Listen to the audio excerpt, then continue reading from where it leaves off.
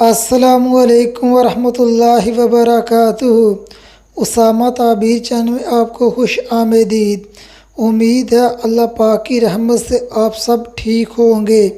اللہ پاک سے دعا ہے اللہ پاک آپ کی نیک خواہشات پوری فرمائے، آمین ثم آمین۔ آج ہم بات کریں گے سورۃ کوثر کے وظیفے کے بارے میں۔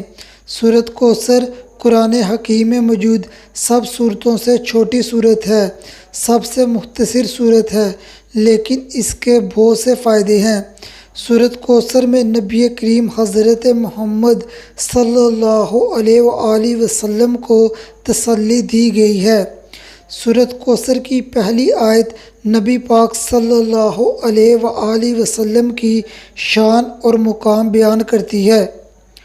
دوسری آیت مقصد مصطفیٰ صلی اللہ علیہ وآلہ وسلم بیان کرتی ہے، اور تیسری آیت نبی پاک حضرت محمد صلی اللہ علیہ وآلہ وسلم کے دشمنوں کا انجام بیان کرتی ہے۔ اگر آپ چاہتے ہیں اللہ پاک آپ کو دولت عطا فرمائے، اللہ پاک آپ کے رزق کو وسیع کرے، تو آپ کو چاہیے فجر اور عصر کی نماز کے بعد 41 مرتبہ سورۃ کوثر، 3 مرتبہ آیت الکرسی، پھر 41 مرتبہ سورۃ کوثر پڑھیں، پھر درود ابراہیم اول و آخر 11 مرتبہ پڑھیں، پھر اللہ پاک سے دعا کرے۔ یہ عمل 41 دن کرنا ہے۔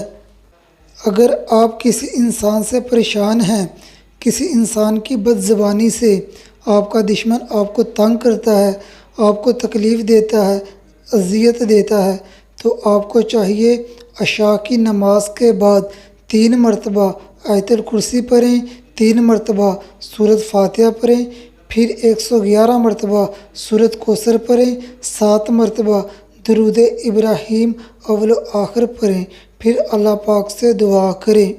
انشاءاللہ آپ اپنے دشمن کے شر سے، اس کی بد زبانی سے محفوظ ہو جائیں گے اور وہ اپنے مقصد میں ناکام ہو جائے گا۔ یہ عمل 21 دن کرنا ہے۔ اگر آپ چاہتے ہیں آپ جہاں جائیں لوگ آپ کی عزت کریں، لوگ آپ کے ساتھ محبت سے پیش آئیں، تو آپ مغرب یا عشاء کی نماز کے بعد 11 مرتبہ سورۃ فاتحہ، 131 مرتبہ سورۃ کوثر پڑھیں، اور اللہ پاک کا صفاتی نام المعز 21 مرتبہ پڑھیں، پھر 21 مرتبہ درود ابراہیم اول و آخر پڑھیں، پھر اللہ پاک سے دعا کریں۔ یہ عمل آپ نے 23 دن کرنا ہے۔